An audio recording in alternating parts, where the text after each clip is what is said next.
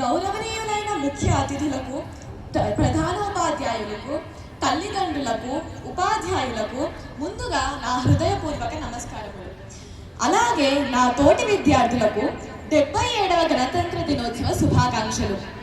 శతాబ్దాల తరబడి మన దేశం యొక్క స్వేచ్ఛా స్వాతంత్ర్యం కోసం ఎంతోమంది మహానుభావులు తమ జీవితాలను త్యాగం చేశారు.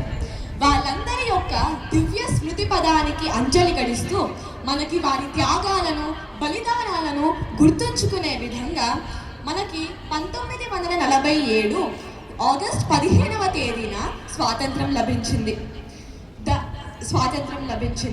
డాక్టర్ బాబు రాజేంద్ర ప్రసాద్ గారి అధ్యక్షతన రాజ్యాంగ పరిషత్ ఏర్పాటై డాక్టర్ భీమ్రావ్ సాహెబ్ అంబేద్కర్ అధ్యక్షతన మనకు ముసాయిదా కమిటీ ఏర్పాటై 1946 డిసెంబర్ 10 నుండి సుమారుగా 2 సంవత్సరాల 11 నెలల 18 రోజుల పాటు మన దేశంలో ఉన్నటువంటి ఎంతో మంది మహనీయులు వివిధ దేశాల్లోని రాజ్యాంగాలను పరిశీలించి ఆయా రాజ్యాంగాలలోని ప్రముఖమైన అంశాలను తీసుకొని ప్రపంచంలోనే అతి పెద్ద లిఖిత రాజ్యాంగంగా మన భారతదేశాన్ని సర్వసత్తాగా సామ్యవాద, లౌకిక, ప్రజాస్వామ్య, గణతంత్ర రాజ్యాంగంగా మన భారతదేశ రాజ్యాంగాన్ని రూపొందించారు. అది 1949 నవంబర్ 26న పూర్తయింది. ఆ తరువాత 1950 జనవరి 26న దానిని ఉదయం 10:18 ఆమోదించారు. నాటి నుండి నేటి వరకు మనము స్వేచ్ఛగా గణతంత్ర దినోత్సవాన్ని జరుపుకుంటున్నాము.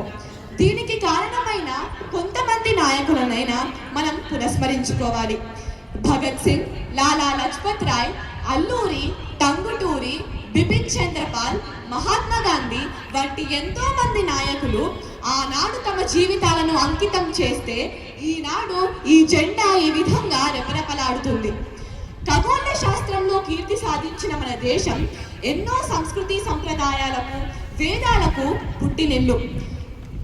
కాబట్టి ప్రతి భారతీయుడు ఈ భూమిపై పుట్టినందుకు గర్వించాలి. ఉరకలెత్తే ప్రవాహం, మదినిండా గంభీరం, తేనెలొలుకు తీయదనం, తొలకరిలో చల్లదనం, నాటికి నేటికి ఏ నాటికి ఒకటే గానం, అదే మన నినాదం, వందే మాతరం. ధన్యవాదములు.